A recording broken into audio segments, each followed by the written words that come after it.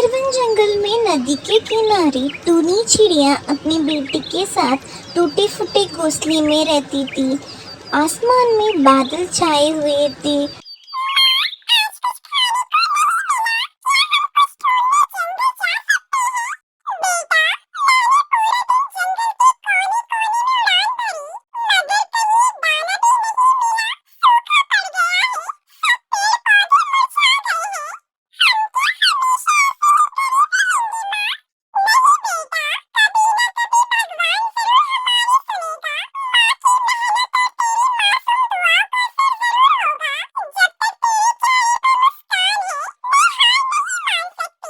अगली सुबह टूनी चिड़िया नदी के किनारे उड़ती हुई जा रही थी।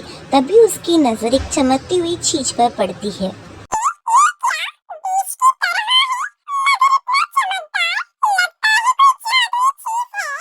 वो उस बीज को अपनी चोंच से उठाकर अपने घर लेके जाती है और उस बीज को बो देती है।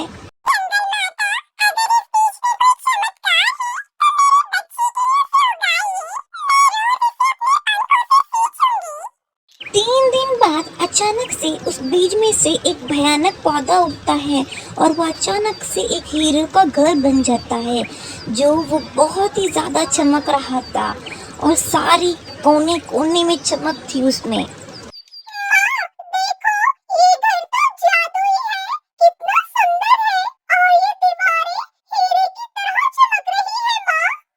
भगवान, तुमने हमारी सुन ली। ये घर मेरे सारे जीवन के दुखों का अंत है। अब मेरी बच्ची हर बारिश, हर धूप, हर भूख से बची रहेगी। जंगल के सारे पक्षी भागकर आते हैं और उस हीरे के घर को देखकर बहुत ही ज्यादा चौंक जाते हैं। टुनटुनी, तू कितनी भाग्यशाली है। ये तो पूरा महल है। तेरी मेहनत रंग लाई। जंगल में सबसे ऊंचा उड़ने वाला भल्लादेव पक्षी उस हीरे को घर को देखकर बहुत ही ज्यादा लालच में आ जाता है। एक मामूली चिड़िया को जादुई हीरे का घर मिल गया और मैं, जो पूरे जंगल का मालिक हूँ, उसके पास कुछ नहीं। क्या अब तुम उस घर को हथियाने की सोच रहे हो? हाँ, वो घर अब मेरा होगा। जंगल में सबसे ऊंचा उड़ने वाला पक्षी हमेशा सबसे बड़ी चीज का हकदार होता है। ऐसा कहकर भल्लादेव पक्षी भागते हुए हीरे के घर के पास आता है। उसकी छाया उस घर में पड़ गई थी। ओए टुनटुनी, सुन रही है? ये घर अब मेरा है। तू और तेरी बच्ची निकलो यहाँ से।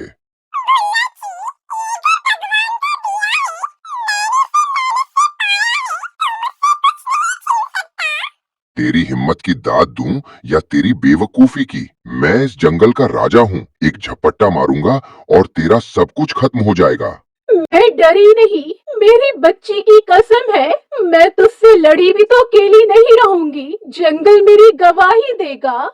फिर टूनी चिड़िया सारे गांव वालों के साथ पंचायत बुलाती है। भाइयों बहनों, क्या मेरी गरीबी मेरी सबसे बड़ी गलती है? क्या कोई माँ अपनी बच्ची के लिए एक सुरक्षित घर नहीं बना सकती?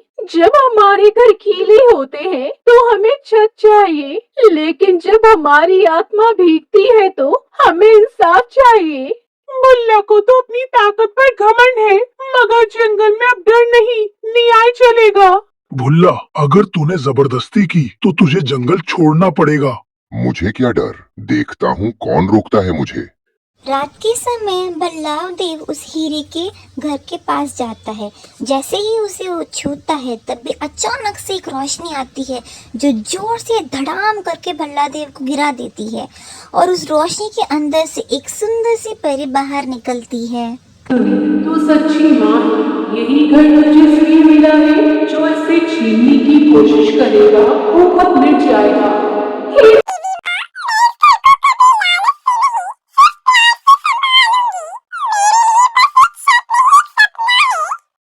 गुल्ला होश में आता है। उसकी आंखों में पछतावा था। मुझे माफ कर दो टुनटुनी, मुझे समझ नहीं आया कि माँ की ममता कितनी बड़ी ताकत होती है। मेरा घमंड ही मेरी हार बन गया। अगर तू सच में पछताया है तो मेरी शर्त है, तू हर उस पक्षी की मदद करेगा जो बारिश में बिना छत के है। मैं वादा करता हूँ, अब से मैं घर बनाऊंगा, तोड़ूंगा नहीं। फिर धीरे धीरे कर कर एक एक सारे पक्षियों के लिए हीरे के घर बन जाते हैं और पूरा जंगल हीरों से चमक रहा था।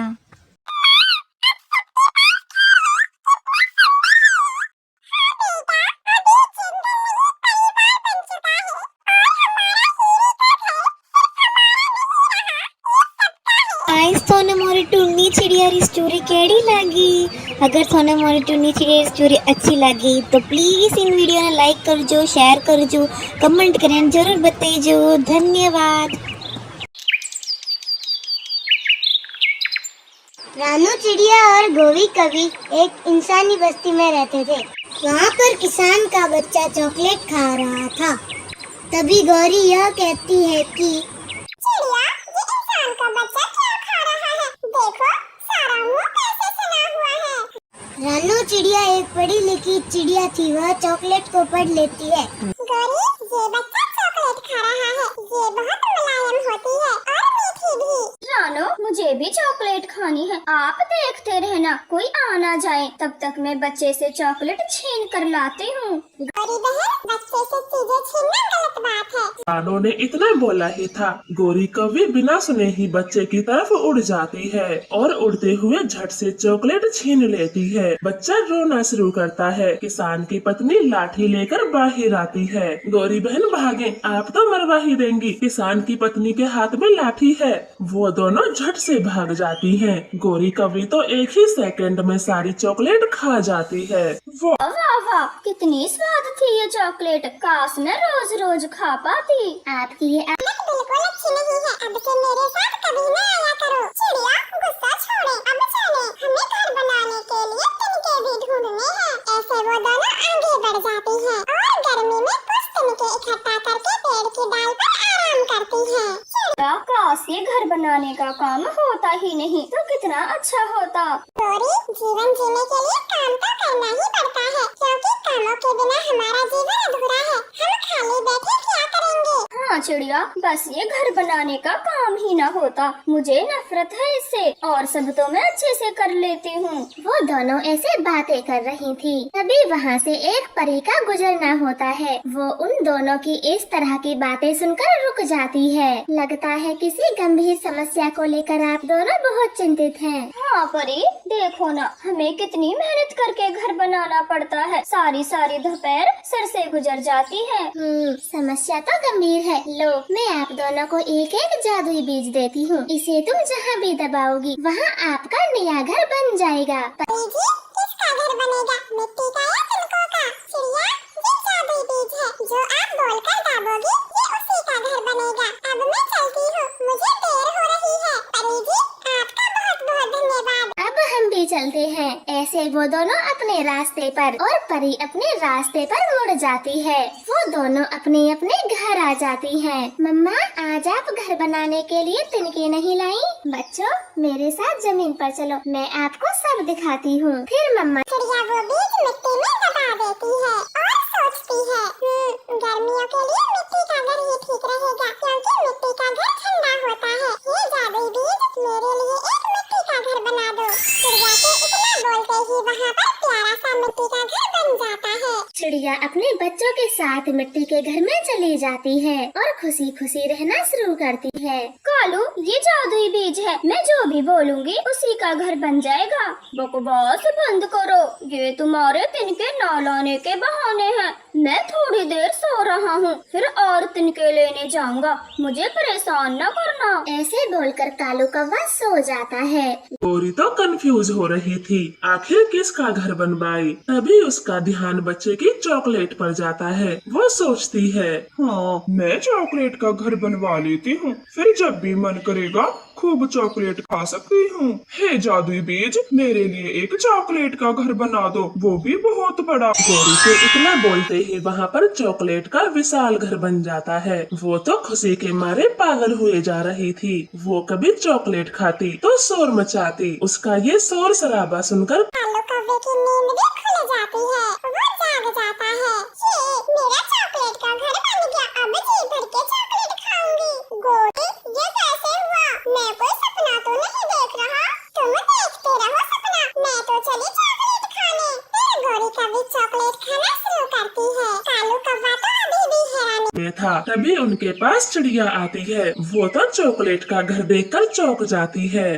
गौरी बहन, ये आपने क्या किया? चॉकलेट का घर ही मांग लिया। अब तो तुम्हें पक्का खुद से घर बनाना होगा, क्योंकि चॉकलेट तो खत्म हो जाएगी। वो क्यों चिड़िया, ये घर कितना बड़ा है, मुझसे थोड़े ना अकेले पे खत्म होगा। ठीक कहा गौरी, आपसे तो खत्म नहीं होगा, लेकिन जंगल के और पक्षियों को कैसे रोक पाओगी, क्योंकि खाने वाली चीज तो खाई ही जाती है। मैं अपने घर का पहरा दूंगी, कोई हाथ तो लगा के दिखाई मेरे घर से, उसका मुंह तोड़ दूंगी। अब जो तुम्हें ठीक लगे वो कर लेना, मगर सिर्फ आज के लिए मेरे बच्चों के लिए जरा सी चॉकलेट दे दें तो आपकी बड़ी कृपा होगी। नहीं, रूल सबके लिए एक है, किसी को नहीं दूंगी। अब तुम जा सकती हो। चिड़िया तो चुपचाप वहाँ से चली जाती है, बात पूरे जंगल में फैल जाती है। अब गोरी कालू लाठी लेकर अपने घर की रखवाली करते।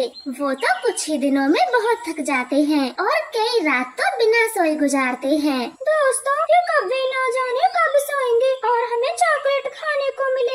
इन्हें कई दिन हो गए हैं रखवाली करते करते, ये सोए भी नहीं है। जहाँ तक मेरा मानना है, ये किसी भी वक्त सोते ही होंगे। आप कहीं न जाना, यहीं पर खड़े रहो। ऐसे तमाम पक्षी गोरी कालू के सोने का इंतजार करते।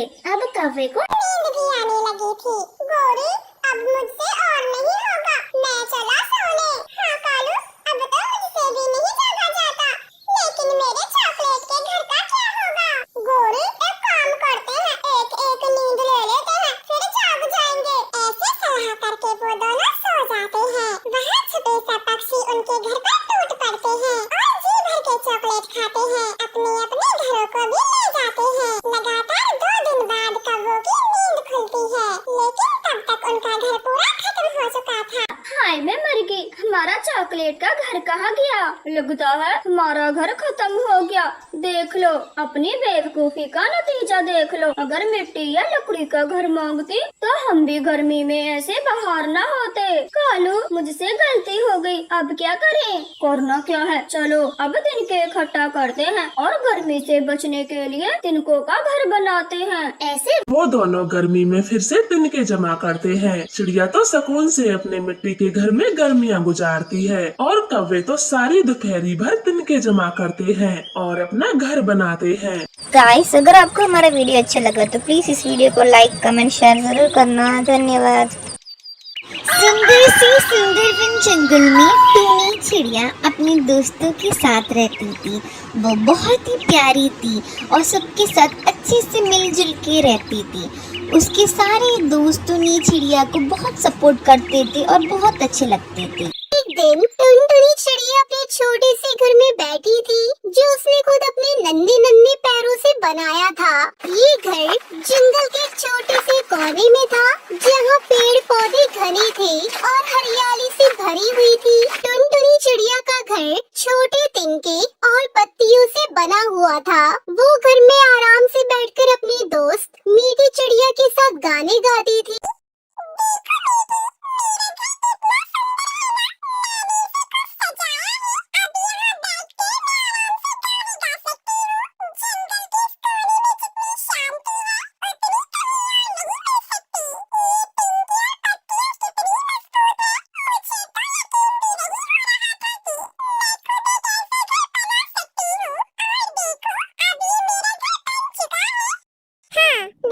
तुम्हारा घर सचमुच बहुत प्यारा है। तुमने इसे बहुत अच्छे से सजाया है। सचमुच तुम बहुत हुनरमंद हो। फिर एक दिन अचानक से काले बादल छा गए और जोरों से हवा यहाँ वहाँ आने लगी और तब भी अचानक से जोर से बारिश होने लगती है और सारे पक्षी बहुत ही ज्यादा घबरा जाते हैं और टूनी चिड़िया भी बहुत ही ज्यादा घबरा गई थी और वो और घास डालने लगती है अपने घर के ऊपर और फिर ये कहती है कि अरे क्या हो रहा है? आकाश में काले बादल कहाँ से आ गए? लगता है बहुत तेज बारिश होने वाली है। मुझे जल्दी से अपनी छत को और मजबूत करना होगा। अगर बारिश आई तो सब कुछ भीग जाएगा और मेरा घर टूट जाएगा। लेकिन बारिश इतनी तेज हुई कि टुनटुनी का घर जोरों जोरों से हिलने लगा और फाइनली टूनी का घर नीचे गिर जाता है और टूट जाता है। मेरा क्या होगा? ये क्या हुआ? मेरा घर अब कहाँ जाएगा? और ये क्या, टूनी चिड़िया ने देखा कि उसके ही नहीं सारे पक्षियों के घर टूट गए थे और नीचे पानी हो गए थे। सब जगह पानी पानी हो गया था और टूनी चिड़िया की सारे गांव वाले सारे दोस्त भीग रहे थे और बहुत ही ज्यादा दुखी थे। अब हमारा क्या होगा? हमारे घर तो बिल्कुल ही टूट गए। अब हमें कहाँ जाना चाहिए? हाँ, मैं भी नहीं जानती कि अब कहाँ जाऊँ। हम कहीं भी नहीं जा सकते। ये बारिश तो थमने का नाम नहीं ले रही। टुनटुनी चिड़िया ने देखा कि सभी पक्षी बहुत दुखी हैं और कुछ नहीं कर पा रहे। तब उसने एक उपाय सोचा। वो पेड़ के नीचे कुछ देर खड़ी रही और सोचा, क्या मैं कुछ कर सकती हूँ? क्या मैं सभी की मदद कर सकती हूँ? क्या मैं सचमुच इनकी मदद कर सकती हूँ क्या? मुझे तो ये जंगल बहुत अच्छा लगता है, लेकिन अब हमारे पास घर नहीं है। अगर हम घर नहीं बनाते तो हमें कहीं भी ठंड में सोना पड़ेगा। लेकिन अगर मैं सोच समझ कर कुछ करूँ तो क्या हो सकता है? ये सब बहुत दुखी है। शायद मुझे कुछ करना चाहिए। टूनी चिड़िया ने इधर उधर देखा, तभी उसकी नजर केले के पत्तों के ऊपर पड़ती है और टूनी चिड़िया ने सोचा कि मैं क्यों न केले के पत्तों का घर बना दूं। और फिर वो ये कहती है कि पत्तियां कितनी मजबूत है। अगर मैंने सही तरीके से जोड़कर घर बनाऊं तो ये घर बहुत मजबूत होगा। केले की पत्तियां बड़ी मजबूत होती है। इन्हें जोड़कर मैं सुंदर और मजबूत घर बना सकती हूँ। अगर मैं यही काम करती हूँ तो शायद सबका काम आसान हो जाए। वो उड़ते हुए केले के पेड़ के पास गई और वहाँ की पत्तियाँ तोड़ने लगी। उसने कई पत्तियाँ इकट्ठी की और उन्हें जोड़ने की सोचने लगी। कुछ समय बाद वो पत्तियों के बीच एक छोटा सा छप्पर बना चुकी थी। अरे वाह, ये तो बहुत अच्छा लग रहा है। मुझे लगता है कि घर बहुत मजबूत होगा। मैंने सही सोचा। अब मुझे बाकी पक्षियों की मदद करनी चाहिए। उसने फिर से पत्तियों की छाव को मजबूत किया। धीरे धीरे उसने एक पूरी छोटा सा घोंसला बना दिया।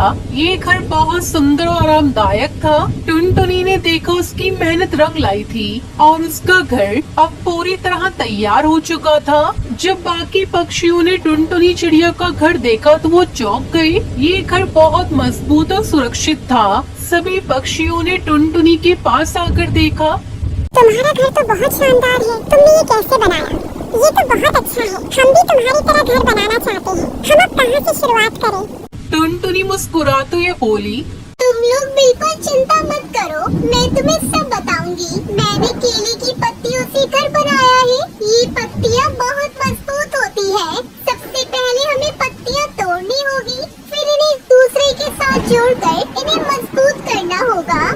उसके बाद टुनटुनी चिड़िया ने बाकी पक्षियों के लिए भी केले के पत्तियों के घर बनाना शुरू कर दिए। उसने सभी को साथ लेकर बहुत सारी पत्तियां इकट्ठा की और फिर एक एक करके सभी पक्षियों ने अपने घर बनाना शुरू कर दिए।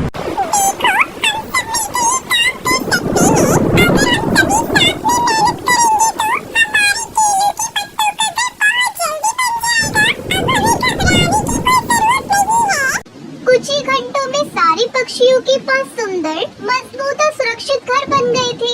अब बारिश भी रुक गई थी और सूरज की किरणें आकर जंगल को हल्का सा गर्म कर रही थी। सभी पक्षी खुशी खुशी अपने घरों में वापस लौट आए। टुनटुनी, तुम्हारी मदद के बिना हम सब कुछ भी नहीं कर पाते। तुम सचमुच हमारी हीरो हो। हाँ, सच में तुमने हमें नया जीवन दिया। तुम्हारे बिना हम कहीं भी नहीं जा सकते थे। धन्यवाद। हम सबको मिलकर एक दूसरे की सहायता करनी चाहिए। अगर हम सब एक साथ काम करें तो कोई भी मुश्किल हमें हरा नहीं सकती। यही जंगल का असली मजा है, जहाँ हम सब एक दूसरे के साथ रहते हैं और एक दूसरे की मदद करते हैं। सभी पक्षी टुनटुनी की बातों से बहुत प्रभावित हुए। वो समझ गए कि जब सभी मिलकर काम करते हैं तो कोई भी समस्या बड़ी नहीं होती। टुनटुनी की मदद से अब सभी पक्षी खुश और सुरक्षित थे। रानकपुर गांव में टूनी चिड़िया अपनी पति बंटी कबूतर और अपनी बेटी के साथ रहती थी। और टूनी चिड़िया बहुत ही गरीब थी। उसके पास खाने के लिए भी कुछ नहीं था। उसका हस्बैंड फैक्ट्री में काम करता था। एक दिन एक्सीडेंटली उसके पति के ऊपर एसिड गिर जाता है आंखों में और उसका पति अंधा हो जाता है। और टूनी चिड़िया के पास तो पैसे भी नहीं थे, इसलिए वो कांच की चूड़ियाँ बेचती थी। एक दिन टूनी की बेटी उससे ये कहती है कि माँ, बहुत जोर से भूख लग रही है। कुछ खाने को दो ना माँ। बेटी, मुझे पता है तुम्हें बहुत जोर की भूख लग रही है, पर मेरे पास तुझे खिलाने के लिए कुछ भी नहीं है घर में।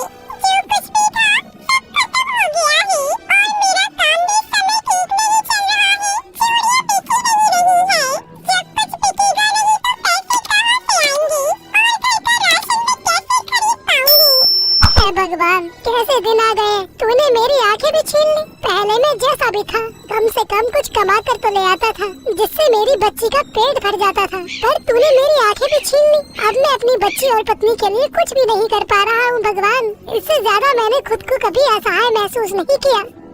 ऐसा कहकर दोनों पति पत्नी अपनी हालत पर रो रहे थे कि तभी वहाँ पर घर की मालिक गौरी कवि वहाँ पर आती है और यह कहती है कि अरे ये रोना धोना क्या लगा रखा है? मैंने तुमसे कितनी बार कहा है कि मेरा किराया समय पर दे दिया करो, पर तुम्हारे तो सर पर जूही नहीं चलती। पर अब बहुत हो गया, या तो मेरा किराया दो या ये घर खाली करो अभी के अभी। अरे दीदी ऐसा मत करो, मैं आपके आगे हाथ जोड़ती हूँ। हम कहाँ जाएंगे? हम पर कुछ तो तरस खाओ। मैं आपसे वादा करती हूँ, इस बार किराया आपको जल्दी से दे दूंगी। नहीं, मुझे ये बकवास नहीं सुननी। मैंने तुम्हें बहुत समय दे दिया, पर अब और नहीं। मेरे घर के लिए बहुत से किराएदार आते हैं, पर मकान खाली न होने की वजह से वे चले जाते हैं। अच्छा यही होगा कि तुम अब मेरा घर खाली कर दो। मैंने तुम्हें बहुत मोहलत दे दी, पर अब बस।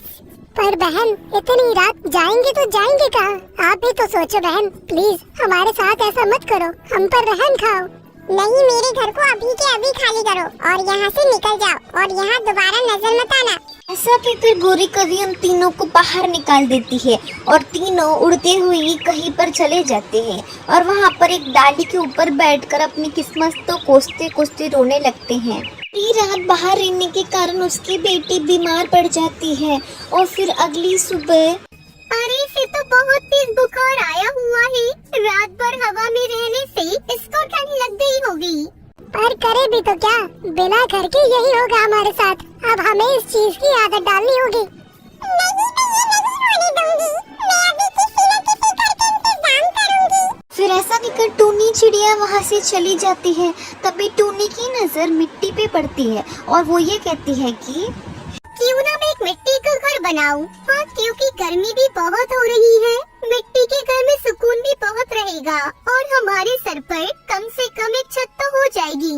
ऐसा कहकर टूनी चिड़िया मिट्टी का घर बनाती है जिसमें अपने परिवार के साथ रह सके। तभी रात हो जाती है और जोरों से बारिश आती है और मिट्टी का घर पानी की वजह से पूरा पिघल जाता है और टूनी चिड़िया तो ये बात भूल गई थी कि पानी में मिट्टी का घर पिघल जाता है। हे भगवान, ये तो कौन से कर्मों की सजा दे रहा है हमें। एक तो मेरी बच्ची पहले से ही बुखार से तड़प रही है, तूने बारिश करके रही सही कसर भी पूरी कर दी, ये छत भी हमसे छीन ली। हे भगवान, अब भला कितनी परीक्षा लेगा हमारी, तो क्या करके मारेगा भगवान। अगर हमें मारना ही चाहता है भगवान तो अपने पास बुला ले, पर भगवान ऐसा कष्ट मत दे। मेरी बच्ची तो पहले से ही बीमारी से तड़प रही है और इलाज के लिए पैसे भी नहीं है और हमारा भूख से हाल भी बेहाल है। टुनटुनी, रोने से अब क्या होगा? रानी बेटी भूख से तड़प रही है। मुझे अपनी बच्ची के लिए कुछ खाने के लिए लाना पड़ेगा। पर बारिश रुकने का इंतजार कर लो, फिर चली जा। टूनी चिड़िया बारिश रुकने के बाद वहाँ से चली जाती है। हमारे पास तो इतने पैसे भी नहीं है कि हम एक पक्का मकान बनवा लें। पता नहीं बरसात के मौसम में हमारा क्या होगा। और एक तरफ टूनी चिड़िया यहाँ वहाँ भटकती हुई अगले जंगल में चली जाती है और उसको खाने के लिए कुछ नहीं मिलता, इसलिए वो एक डाली के ऊपर बैठ के अपने आप को कोसती है।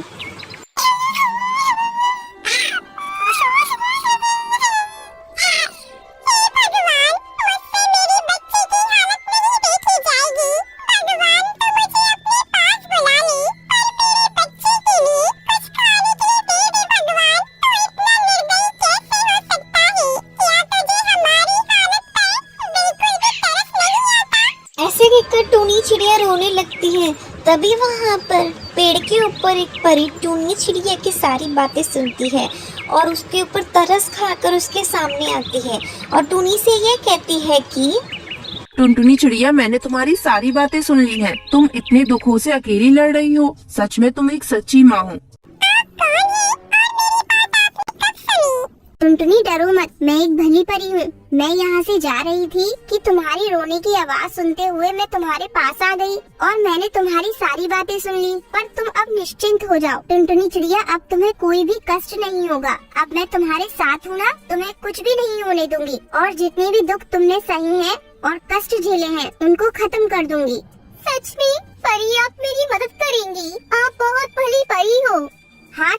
चिड़िया बोलो, तुम्हें क्या क्या परेशानी है? मेरी बच्ची बहुत बीमार है और उसे बहुत भूख लगी है। बहुत दिनों से उसने कुछ खाया नहीं है, तो क्या तुम हमें कुछ खाने को दे दोगी? खाया तो तुमने भी कुछ नहीं है ना टुनटुनी, पर अब तुम निश्चिंत होकर घर जाओ, तुम्हें वहाँ पर सब कुछ मिल जाएगा, तुम्हारा हर दुख दूर हो चुका होगा। उसके बाद टूनी चिड़िया अपने घर की ओर जाती है तो वो ये देखती है कि उसका घर पूरा सोने का हो जाता है और टूनी चिड़िया शॉक हो जाती है। फिर वो अपने घर के अंदर जाके देखती है कि उसका पति की आंखें ठीक हो गई थी और उसकी बच्ची भी ठीक हो गई थी और उसके घर में बहुत सारा सोना था और टूनी चिड़िया उस घर में खुशी से रहने लगती है। इसलिए कहते हैं दोस्तों, कभी भी हार नहीं माननी चाहिए। गाइस, थोने मोरी टूनी चिड़िया री स्टोरी केड़ी लगी? अगर थोने मोरी टूनी चिड़िया री स्टोरी अच्छी लगी तो प्लीज इन वीडियो ने लाइक करजो, शेयर करजो, कमेंट करें जरूर बताइजो। धन्यवाद।